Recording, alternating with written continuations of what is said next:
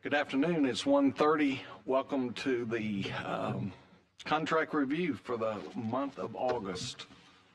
This year is moving by rapidly. With that, Madam Clerk, would you call the roll? Senator Albritton, Senator Beasley, Senator Butler, here. Senator Elliott, here. Representative England, Representative Garrett, Senator Orr, Representative Pringle, Representative Reynolds, Senator Roberts. Here, ma'am. Representative Witt. Here. We have a quorum. As we start, Senator Elliott's going to do our devotion today. Senator Elliott. Thanks, Senator Roberts, Mr. Chairman. I thought this was neat. Y'all know I'm a little bit of a history buff, and I'm a good Episcopalian, which means I have to be a history buff. And a while back, somebody gave me a really cool prayer book from 1901, and so it's 125 years old, give or take. And it was reprinted after King Edward VII ascended to the throne. And so all the references are to King Edward, but so Episcopalians have an evening prayer, a morning prayer, and it's all prescribed out there. And so I thought since we're in the afternoon here, read a little evening prayer to you. It's in small print, so I got to get these old people glasses like Andy wears. If y'all would pray with me, please. Almighty and most merciful Father, I really have to see this here, excuse me. Almighty and most merciful Father, we have erred and strayed from thy ways like lost sheep. We have followed too much the devices and desires of our own hearts. We have offended against thy holy laws. We have left undone those which we ought to have done, and we have done those things we ought not to have done. And there is no hope, no health in us, but thou, O Lord. Have mercy on us, miserable offenders. Spare thou them, O God, which confess their faults. Restore thou them that are penitent, according to thy promises declared unto mankind in Jesus Christ our Lord. Amen. Thank you, Senator Elliott. You're welcome, sir. All right, with that, any comments from staff? No, sir, Mr. Chairman. Okay. With that, let's just go. Decca, page 1 at the top. Lead us off and get us off to a good start. Remember, please always state your name and welcome. Thank you.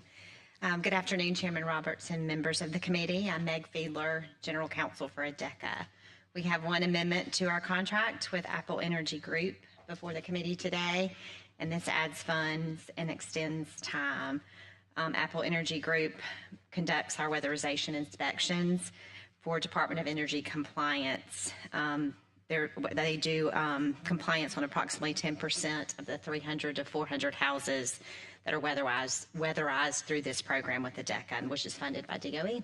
Okay. Any questions? I've got one, Mr. Yes, sir, Chairman, Mr. if I may, ma'am. The last part of the justification on this basically says no merit employees on staff currently have the certification. Merit employee would take 2 to 3 years of training and experience to become certified. Are you trying to train someone now, or have you tried advertising for somebody? We are actually working with SPD to get a job description, and we're currently in the process of that right now. Gotcha. So we are working on that. So there's training someone, and then there's going to the market and seeing if somebody's got that certification. Well, there are some that have it. There's just very few within the state that have the certification. So we're having to tailor a job description so that we can try to get the right person that would have the. We are on the same page, Mr. Chairman. Okay. Thank you for being on Thank you that. so much. All right, conservation, bottom page 1. Good afternoon, Chairman Roberts, members of the committee. Juliana Dean on behalf of the Department of Conservation. We have just one contract before you today. It's for surveying engineering services on an as-needed basis. Any questions for Ms. Dean? You've got a new deputy commissioner. How's she working out? Yes, sir. She's doing a great job. Charlena Skaggs was promoted. We're thrilled and excited to have her serve in this new capacity. Smart answer. Thank you. Thanks, Mr. Chairman. Okay. We wish her the best of success. Thank you Please so do much, that. Chairman Roberts. I'll relay that back to her. Thank you. All right, education, top of page 2. One small contract here as we start. Good afternoon, Chairman Roberts, members. Tina Hammonds for the Department of Education. So we have 3 contracts plus a legal services contract for later. Our first one is with Data Recognition Corporation. This was published on our website, state website, and directly pushed to 53 vendors. We first contracted in 24, and that was for 1 year, and so this is the 2-year renewal. Unpack it for us. Okay. You and I spoke earlier, and just explain it. Yes, sir.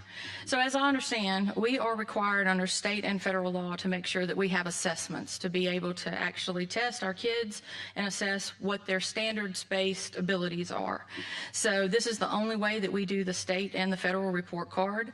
As I said, it has to be a standards-based test. And so what this goes for is that over the next 2 years, we will receive technical services for test development, administration, scoring, and reporting for the ACAP, which is the Alabama Comprehensive Assessment Program test, in 3 different forms: summative, alternate, and practice tests. And we also will have the development and implementation of scoring for the ASCAP supplemental reading test that's required by the Literacy Act.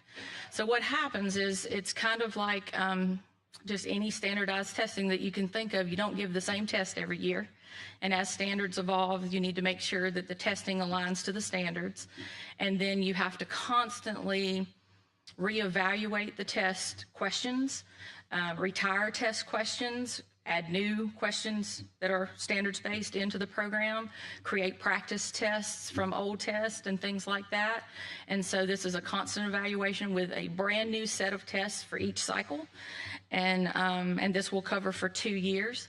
I'm also learning, the more that I study about the way that national testing works, the longer you can have the same test, you actually can create statistically relevant data that can show changes in your student population and if they are doing better or worse.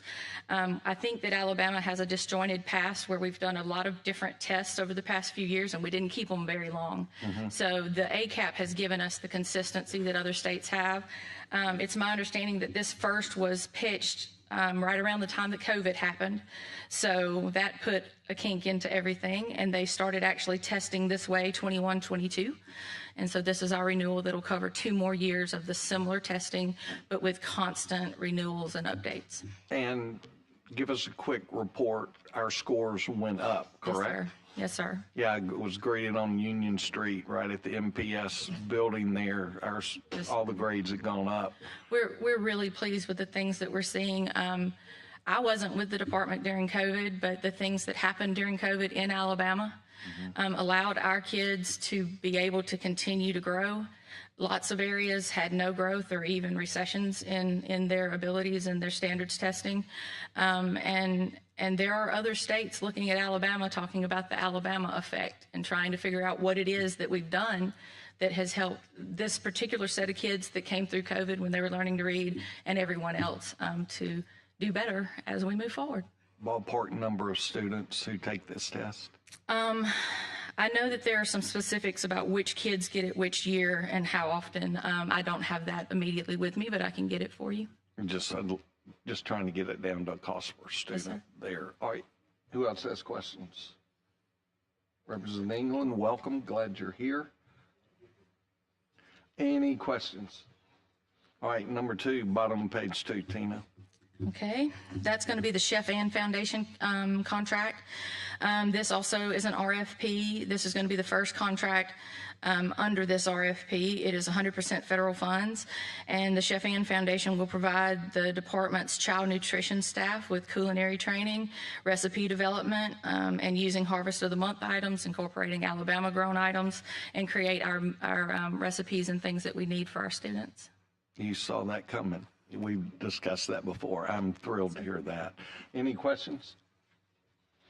Thank you, ma'am. Top of page 3. This is also from our child nutrition program. This is with EMS Link. And so what this is a complete rebuild of a system, and it's a system that every single SFA will use. All of our schools are using it. This particular contract is moving forward with a build that we actually started in 21. And so this next year, we'll create the onboarding of the statewide school nutrition suite, which was formerly Titan. We will continue to add another 38 school food authorities, and these authorities operate the National School Lunch Program under the guidance of the department. We've been working with them since 21. This is an additional year so that we can head toward the finalized build. And once we actually have the completed build, which it's my understanding will actually occur this year, we will then turn to a hosting and maintenance price, and we'll have every SFA in the state on this system for our school nutrition. Okay, I know it's sole source. Yes, sir. Why is that? Because of the way that they originally contracted, it's to complete this whole build, and so there's no one that can keep going with the build that they're trying to create at this point, and so it's the extension to finish it out. I did talk to staff about the planning of the way that we ended up with the sole source this way, and I think there was a misunderstanding possibly about the type of build that had to happen on our side and then the build that had to happen at each school. And so now we're having to extend another year to make sure that we get all of the builds created that were originally contemplated under the contract. Are you saying BILD? Build outs, yes, sir. They're having to build out things at the schools for their side of the software, plus there is a build out on the state side. Okay. Any questions? Thank you, ma'am. Geological survey, bottom page 3.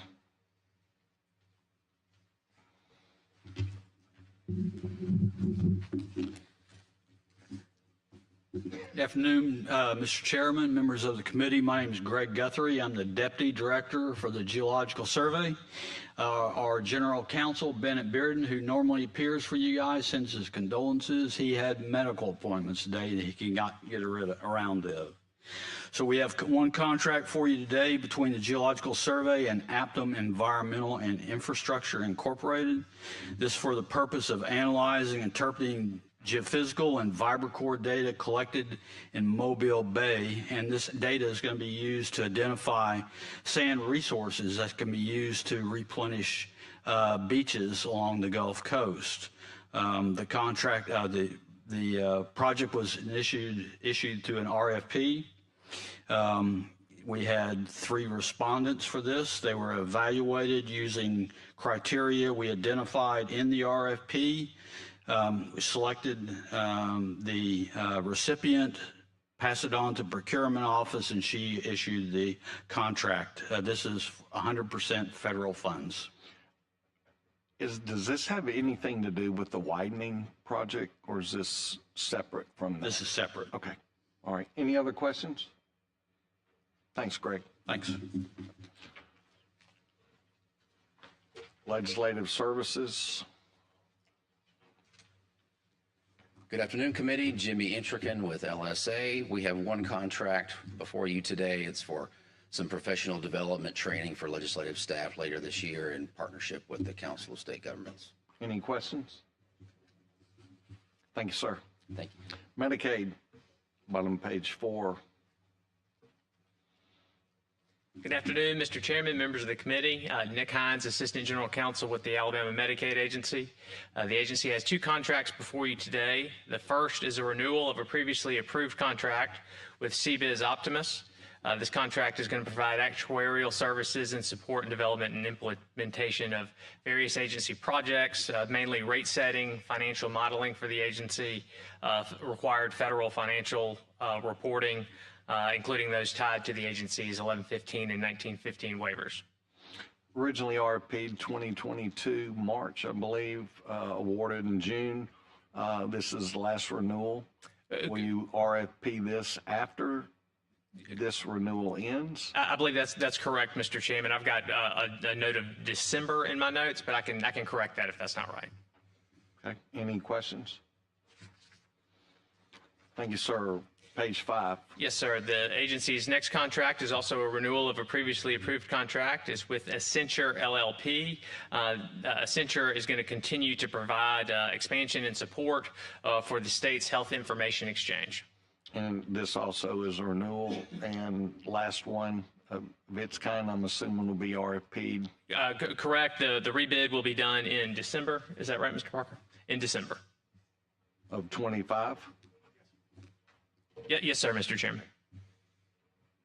All right, any questions? Thank you, sir. Oil and Gas Board, top of page 6. Hit me twice today. Mr. Guthrie, busy day today. Yes, sir. Marvin Rogers, our chief counsel for the Oil and Gas Board, had a Oil and Gas Board meeting scheduled today, so he wasn't able to make it. So this is a single contract between the Oil and Gas Board and Oilfield Services Supply Company, Inc., and it's for the purpose of plugging and abandoning and restoring site locations of orphaned and abandoned oil and gas wells. The service required is such a specialized nature as to require an outside contractor to do this work. This was also issued through an RFP. We had 2 respondents for this one. Out of 153 requests. Yes. And the other respondent was from Virginia. And did the same through the same process. Selection via criteria established in the RFP provided to the chief procurement officers who issued the contract. Any questions? If I may? Senator Albright? Yeah. Normally, the money for this comes out of the bonds or so that the drillers pay into. Yes. Is this from that fund? No. This is from the Department of Interior funds. So they have a program that came out with the infrastructure bill, and money was made available to states with oil and gas interest. And so this is totally federal funds. Well, that's good to hear. Now, how many wells are we talking about? I have somebody from the Oil and Gas Board here that can answer that question. Butch? How many empty holes are left open is my question, I guess. So right now we have 29 that's identified. Part of that was funding included extra money that we used to, we purchased a lot of equipment and drones to go find some of these wells. And we've done a lot of research through newspaper articles and stuff. Some of these old wells are back in the 1800s. And we've found some of those. And Are any of these off the coast underwater, or are all no, those? no, all on the land? shore. Yes, sir. All in South Alabama? No, actually, mostly North Alabama. Oh, There's some in South Alabama. always helpful to get our northern folks cleaned up. Yes, sir. Thank you. Mr. Chairman, Sir. Mr. Chairman, may I have a Yes. follow-up, please? One more question, please. Along with what Senator Albritton was asking, was the RFP done for a specific tranche of wells, a specific number of wells that you'd already identified? We identified 29 wells initially in the RFP, and it was made clear in the RFP that more wells may be identified and added to the list. Okay, gotcha. But there were a specific number of wells Yes, that's correct. that correlated with the RFP. Got it. Thank you very much. All right, any others? Thank you, sir. Pardon and parole, bottom of page 6. Good afternoon. My name is John Bruce. I represent the Alabama Board of Pardons and Paroles. We have one contract before the committee today. It's the first renewal of a contract with Affordable Counseling Therapy for psych evals for newly hired probation and parole officers. Any questions? Thank you, sir. All right, thank you. Top of page 7, Private Investigation Board.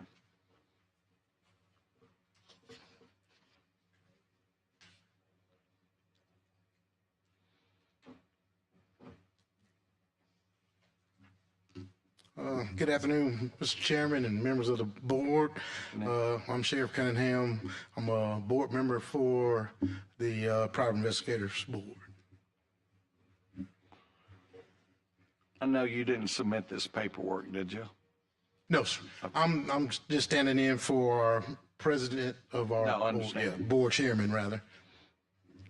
The paperwork was not done well at all and required multiple back and forths. And anyway, that's a problem. Any other questions? Sheriff Cunningham, it's good to see you. Good to see you. My friend. Yes. I have a tremendous amount of respect for you. Boy, they have thrown you into the fire. Not nice. I know. He couldn't make it today, and I'm here, so I came to fill in. This is not you. It's We're talking about It's it. absolutely not, and it'll be less because it's you. You know, the total budget for this board in 2022 was $109,000. All 92,000 of it is going right back out the door. I've got a lot of the same issues. If you go back through the last examiner's report and audit reports, there are findings all over the place. A lot of it's just sloppy paperwork handling. Again, the chairman mentioned just in the filing for this, really sloppy stuff. Sheriff Cunningham, I'm going to be quiet because it's you. And I have, a tremendous amount of respect for you and what you do. But if you would take the message back to the board that this is... I can promise you the message will go back to the board. Thank you. Just as an example, Sheriff. Yes. No amendment submitted, which is standard on every submittal. Number 2, incorrect data dollar figures on the cover page, price amendments not included with the submission. I'm going to hold this contract, but I appreciate your being here. It's got to be done right. You create problems for our staff, and last meeting we talked about that, and then boom, this pops up. So anyway, if you would just communicate that. Other than that, we don't have a problem with anything you're doing other than what Senator Elliott mentioned. Yes. The percentage of receipts and what goes out for the management thereof. That's your decision as a board member, sir. But if you would take that message back, we'd be most grateful. I can promise you the message will go back. Safe travel, sir. Thank you. Thank you. Thank you. All right, public health, bottom of page 7.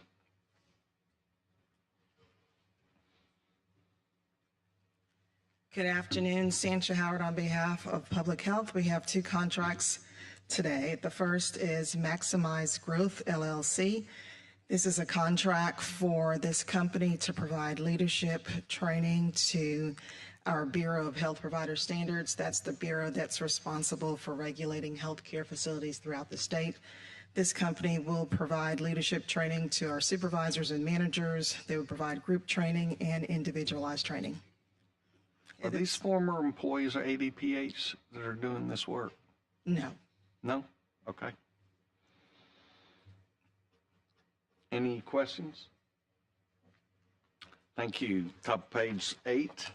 The next contract is Fast Forward LLC, doing business as Explore Media. This is to provide some social media marketing for our Division of Sexually Transmitted Diseases. And this is 100% federal funds. Okay. Same question. Are these previous employees of ADPH? No, and we've had a similar contract before for another bureau that was previously approved. Any questions? I do, Mr. Chairman. Sorry, this is one of those I highlighted a little bit. Just digging into it. This is a set amount for social media marketing. Can you tell me pricing wise? I mean, what's in the RFP? What are we looking for? Sure. How did you delineate? So, what kind of I mean, is it so many posts? Is it? They have several deliverables that they have to complete. It includes, let's see. They have it broken down by week, what the company is supposed to do, and they're supposed to do commercials, advertising, trying to think what else. I can provide more information if you need it. Yeah, if you don't mind, I just, when we start into these types of communications contracts, I think it's worthwhile for the public to know what are the deliverables? What are we asking these folks to do for, a relatively nebulous sum of, $450,000? What are they doing? Mr. Chairman, I'm fine proceeding. Obviously, I On my notes, I show that it was posted to 337 and they had 17 responses. That's what I have. So there you go. Don't go too far in the weeds, but a little bit of follow-up would be great. Okay. Thank All you. right. Thank you, Mr. I'll provide that to you. Any other questions? Thank you, ma'am. Thank you. Rehabilitation Services. Hello, I'm Karen Jenkins with the Department of Rehabilitation Services. We have three contracts for you today. I'm going to talk about the first two. The first one with Jennifer Todd McDonough and Allison Brooke. This is to provide statewide certificate-based job coach training to supported employment providers. So sole source. Yes, sir. Here. Yes, sir. Help me understand both of them. Same question on both of them. Why are they sole source? Yes, ma'am. Okay, so both Ms. McDonough and Ms. Brooke, they are certified rehabilitation counselors, which is the top standard that we expect in the area. They both have extensive experience in the area of supported employment, and they're considered to be experts in this field. And then they also, for vocational rehab programs across the nation, they provide technical assistance. And we have received training from them in the past and consider them to be experts in the area. They are training individuals or staff members with our supported employment programs who are working with the most significantly disabled individuals. So we want to make sure that we have the best training available for those staff. Okay. Any questions on bottom of 8 and top of 9? All right, bottom of page 9. Good afternoon. I'm Shay Cannon. I'm the Chief Financial Officer with the agency. I'm just presenting a professional design contract for design services. We are re-roofing our buildings here in Montgomery and weatherizing. What do you mean by weatherizing? So if you can imagine Swiss cheese, that's kind of what our buildings are right now on the sides with the bricks. So what they're going to do is try to figure out where the water is actually intruding into the building, and they're going to come back through and seal it for us to make sure that water's not coming in. So it's not the roof, it's the facade. It's both. It's both. We have two buildings here at 560 and 602 Lawrence. We're going to re-roof both of them, which have not been done since we took possession, and that was over a decade ago. I believe a lot of it's still original to when we bought it. And then the outside weatherization, we're having problems with water intrusion down into the basement, into warehouses, spaces. So it's not design only, it's both work and design? They're going to manage the project, yes. They're going to give recommendations based off of what they find outside of the roof as far as the weatherization, and then they're going to help us manage the project. So we're going to see another contract for the work is my question. No, the repair and maintenance contract actually does not come before this committee. Right, that's why I'm asking the question. Yes, sorry. Okay. All right.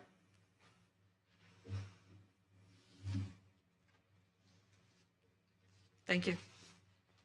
Thank you.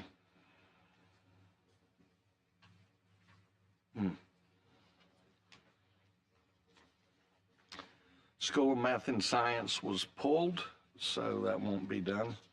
Bottom page 10, transportation.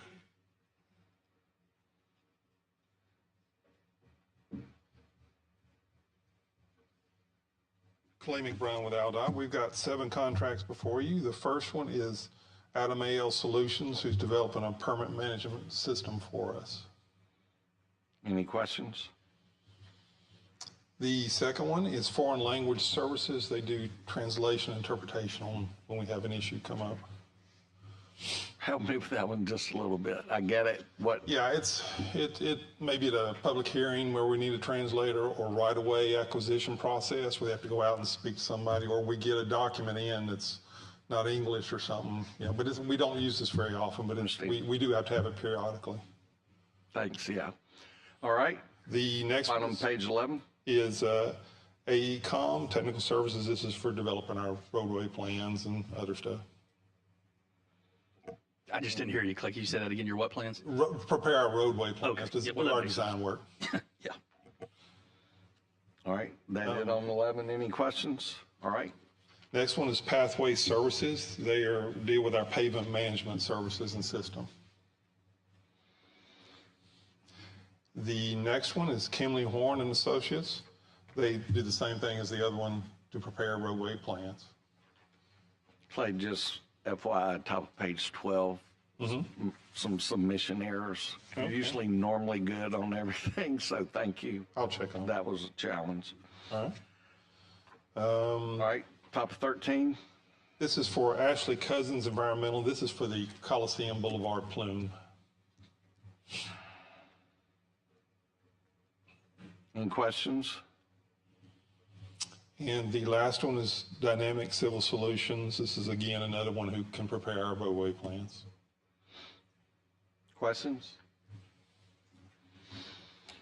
Thank you, sir. Thank you. Workforce.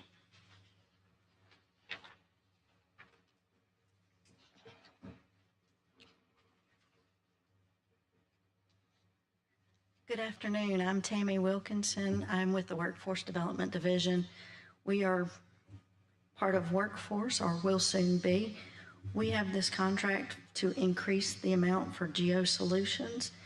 We are adding a labor market information module to the system. We currently do not have a provider for labor market information. They do it by hand pulling from all different websites. So we are going to include it in our current system. These are federal dollars. Mm-hmm. You had some submission errors. Yes, sir. Just get them straight. Yes, sir. Last warning on that for y'all on this. Yes, sir. Any questions on this? 159 notifications went out. You got 4 responses. Yes, sir. Assume you'll RFP this again, though? Yes, sir. This This is an one extension. ends June of next year, so we will be doing another RFP. Yes, sir. June of 26. Yes, sir. Any other questions? Thanks, Tammy. Thank Glad you're you. here. Legal services contracts, top of page 15.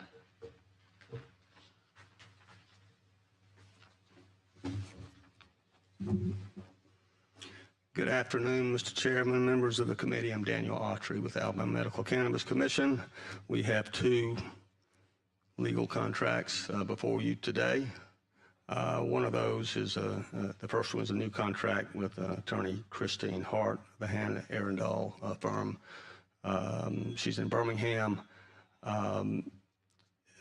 Ms. Hart was appointed by the Attorney General Zadag to represent the members of the commission in the U.S.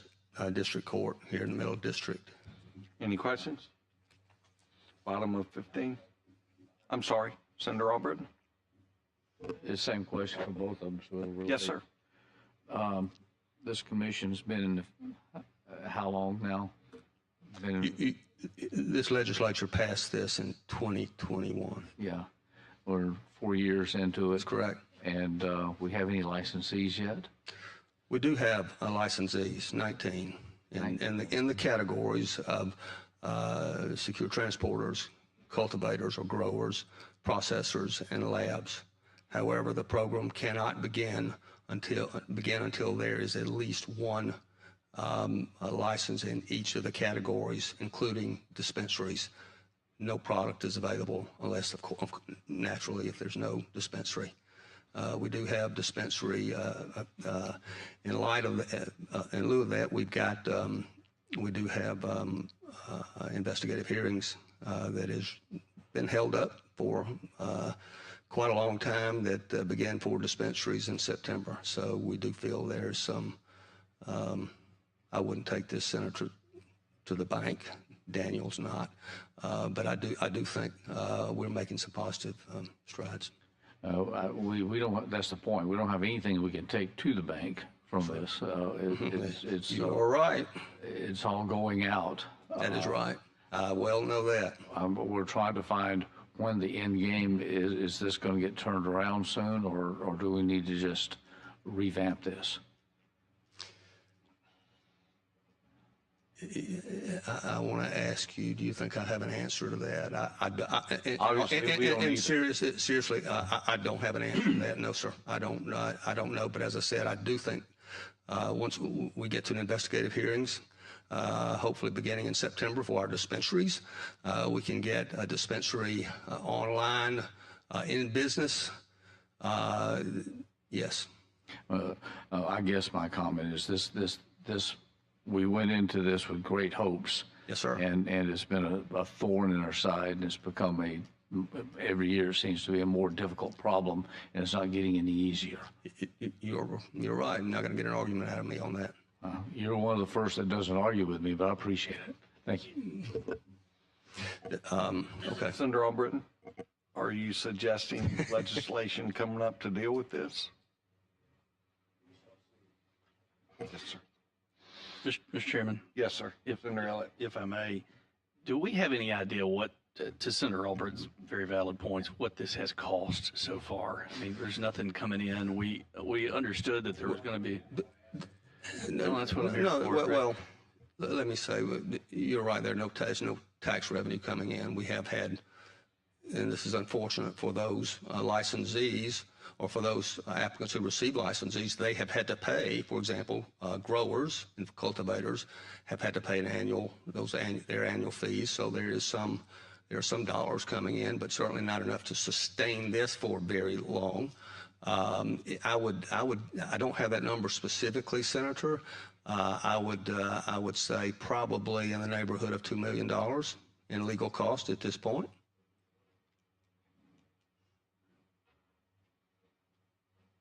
And revenue from the licensees so far? I would have to, I can get that for you. No, it's not going to come, it's not going to reach that. I understand. Thank you, Mr. Chairman. If you could, just a quick email with that number would be great. I can do that. Thank you. Any other questions? I would like to make a statement, if you don't mind, Mr. Chairman. You know, you're in a difficult position. You're in a very difficult position, but you're working with the parameters of the law that you were given. And I appreciate that. And certainly, under no circumstances of your own, in my opinion, that has been brought to you, that I hear the horror stories regarding it. We'll just continue to sue, and things of that nature. Hopefully that dam will break loose and we can deliver the medical cannabis as we voted on in the legislature to the citizens of Alabama that need it. So in my opinion, you continue the work that you're doing, and I thank you for it. Thank you, Representative Witt. I appreciate that. Any other questions? Daniel, thank you. Second. We're good. Okay. Thank you. AG's office.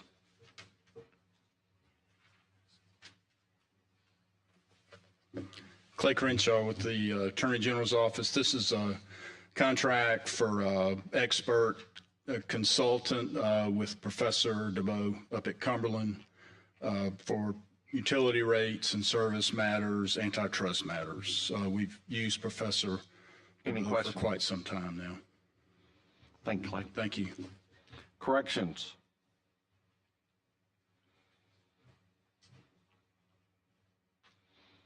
Good afternoon. I'm Andy Spears with the Alabama Department of Corrections. Today we have 3 contracts for the same type of work. These are our external monitors in the Braggs case. These 3 individuals were appointed by Judge Thompson, and we have to enter into contracts to compensate them for their work. All right, bottom of page 16. Any questions? Top of 17. You had some submission errors on that. Senator Albritton, top of 17. Yes, you got 3 contracts, but 2 of them are 0 and one of them's 280. Is this a new one? Yes, 2 are renewals. One is a new contract. However, this is a new contract because we ran out of renewals. She is not a new member of our team. Okay. And the rate $350 an hour, and then the first one was $500 an hour. That's above and beyond, right? We've had this discussion before. Every year we have this discussion, yes. And again, the department doesn't seem to be getting any cheaper. No, but they didn't go up, so there's that. I thought I was bringing you good news. With that, I'll sit down and shut up. Okay, top of 17, some submission errors there. Any questions? And then bottom of 17, any questions? Thank you. Thank you. All right, top of 18. I've got Mr. Chairman, got a contract on the, oh, sorry. I was on the wrong page. I thought it was page 16. So this is a contract for Bill Lunsford to take over from a previous DAG we had appointed to this case. It was filed in Montgomery County Circuit Court. Any questions? I'm sorry, Representative England, sorry. All right. The first question I have is, how long has this been going on? Like, how long has this case been pending? It was filed, Representative England, in 2018. I believe it was stayed. One of the prison medical care provider went into bankruptcy, and so a stay was put in place. And I believe that stay was just set aside for the 2 DOC defendants, and I believe there's another private defendant, but the prison medical care provider still, that part of the case is still on stay. So, so this specific case has been going on since 2018? That is correct, sir. Yes. And, you know, this isn't just, I mean, this is a continuing contract, right? It's not a new one, right? Well, it's a continuation in the sense with the same law firm, but there's a new lawyer that's being put on the case that replaced the previous DAG we had in place. So in that sense, it is a continuation. Yes, sir. We got a new lawyer on it? Yes, sir. From the same firm? Bill Lunsford from the same firm. All right, this isn't,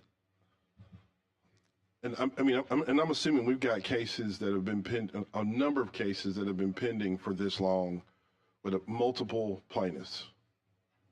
Is there like a strategy to this? Because it appears that if we would have taken just about every plaintiff across the state in cases that have sued the Department of Corrections and put them in a room and said, how much would it cost to settle these cases? If we just gave you a sum right now, we probably would have spent infinitely less money than we have on the lawyers in these cases. So is there like a strategy? Is there going to be like at some point in all of these cases, including these, at some point a settlement? Like, because I'm telling you, if we had just paid these folks, we probably would have saved millions and millions and millions of dollars. So like, I think it's a fair question to ask, like, is there a strategy in these cases so that at some point we can stop paying lawyers? Well, I'm a lawyer, by the way, so yeah, right. I'm throwing my whole profession under the bus here, but at some point, what is the strategy? Well, I can't answer to all the strategy because I'm not personally involved in these cases, but with this particular case, there hasn't been any billing because the case has been put in a stay status for, I believe, 3 or 4 years. So, but you may have a fair point on some of the other cases, but this case is different. All right. And, you know, it's probably third rail conversation I'm about to have here, but you mentioned that there was a new lawyer on this case, right? Is there a specific reason for that? Yeah, the previous lawyer who was on the case has been removed from all of, from any representation involving DOC. That particular lawyer was sanctioned recently, and so he has been removed. But we hired the same firm. We, again, there was extensive analysis done by the Butler Snow firm. There was, and by an outside law firm that found that there was one document where there were, I think, 3 or 4 AI-generated fake citations, which, you know, the person that was most culpable for that is the one who's been removed from these cases. Mr. Lunsford, although he was sanctioned, certainly did not have a lot of culpability with that. All right. And again, one document out of many hundreds that they have filed, that one mistake was made. And I'm not going to question anybody's integrity on that. Right. I'm just talking about from a contract review standpoint, taxpayer standpoint.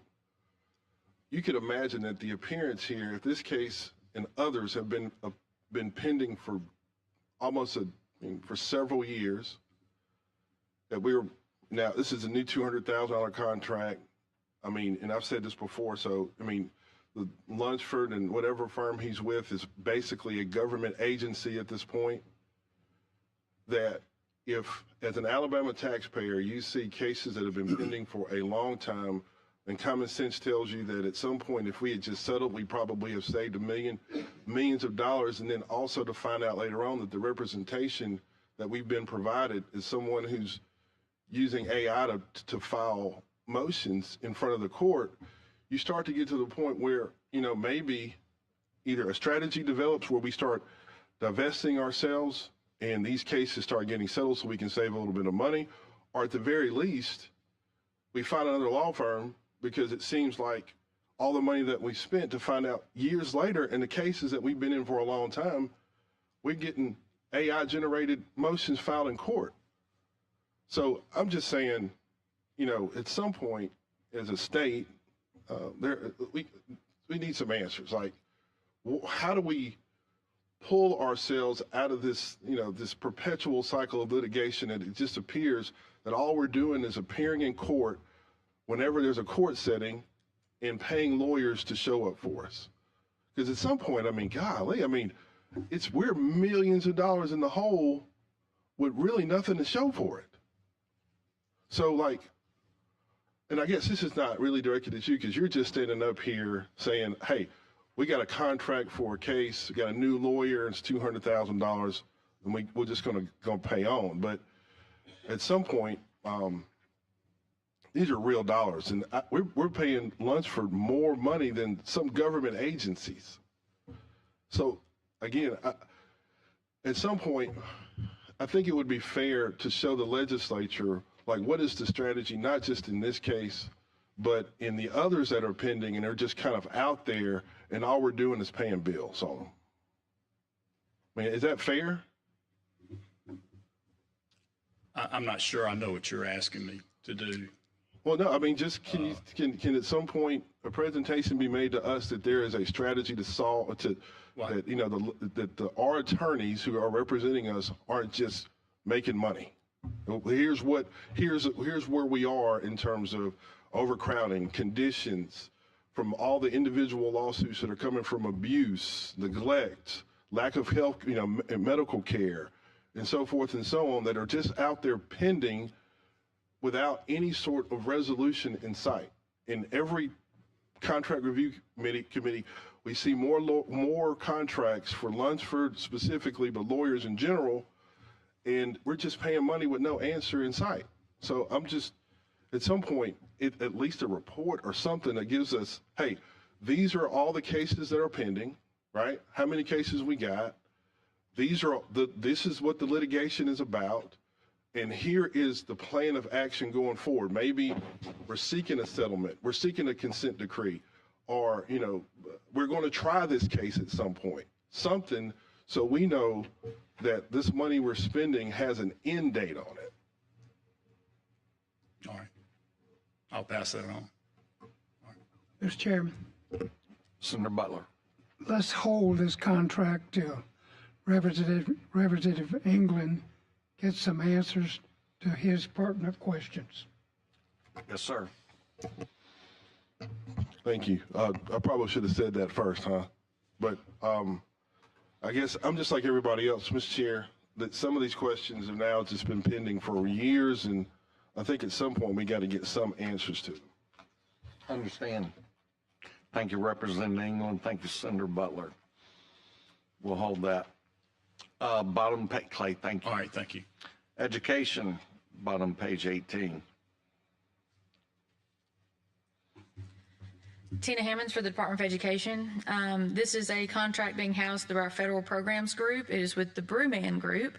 It is for non-litigating consultant and legal services.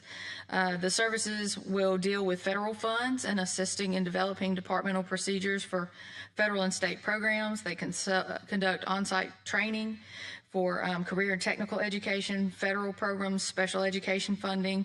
They give us regulation updates.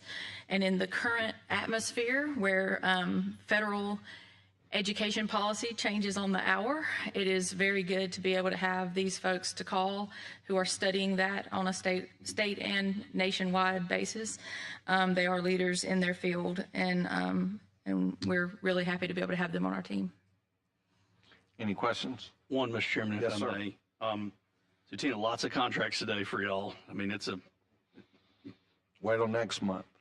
Go ahead. How many employees does the Department of Education have?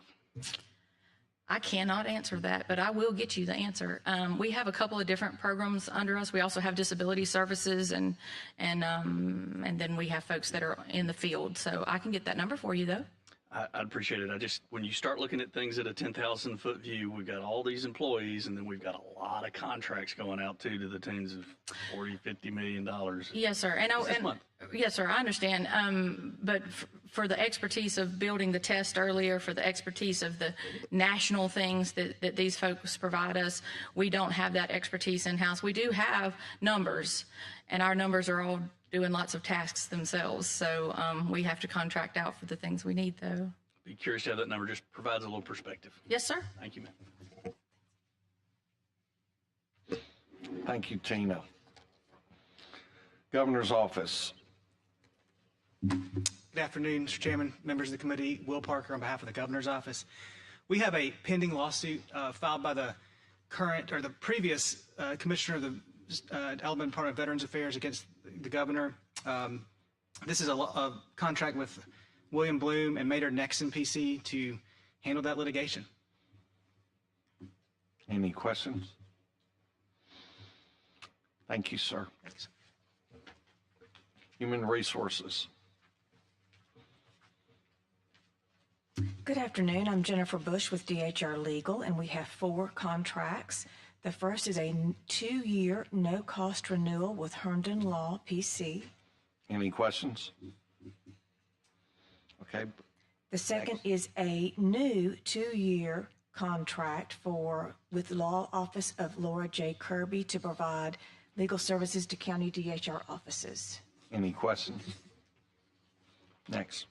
The third is a 2-year no-cost renewal with Lee Law Firm LLC. Any questions? Thanks, Jennifer. And the last, sir, is a new 2-year contract with the Chandler Law Firm to provide services to county DHR offices. Questions? Thank you. Thank you. Medical Examiners Board. Good afternoon, Effie Hawthorne, attorney for the board. We have 1 contract for legal services for William R. Gordon. He is going to be serving as a hearing officer before the board and for the Medical Licensure Commission. Any questions? Thank you. Thank you. Transportation.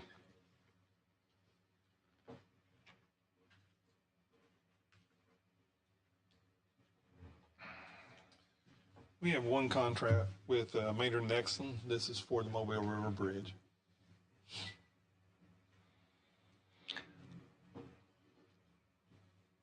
We have a rate cap, and you saw we just had a little bust there. We're starting to see it right along. You remember our conversation last month on this topic. Representative Garrett brought it up, and Senator Orr has mentioned this to me on multiple occasions. Anyone else have any comments on that? I don't, Mr. Chairman. This is a complicated project, and they are very complicated. God bless you. No, it's been interesting. Good luck with it. Okay. Thank you, sir. Thank you. Youth Services.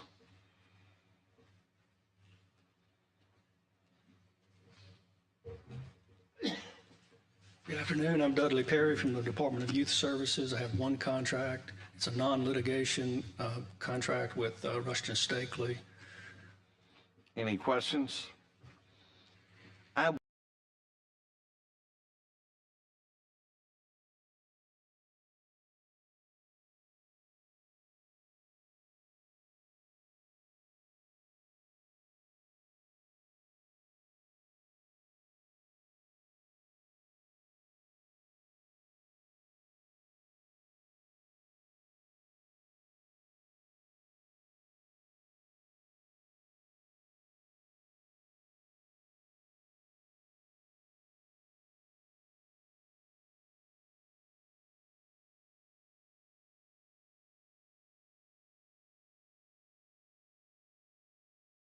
Thank you. All right, on the rate cap committee, we need to think through this. We're starting to see it happen on a regular basis, and maybe we need to meet with the governor's office and discuss this, but we're starting to see this right along. I don't have the solution, but would love to visit with you guys on this, because some of them come through already agreed to, and I'm getting challenged by particularly my budget chairs on this, and may have met with both of them to discuss this week. So would love to have a discussion on that. It's starting to creep in here and there, and I believe it'll start to be precedent setting if we're not careful. So my 2 cents on that. And I know we're still working off of an executive order at some point, I believe, but would enjoy chatting about that and with our budget chairs. With that said, look forward to seeing you next month. Thank you very much. Be safe.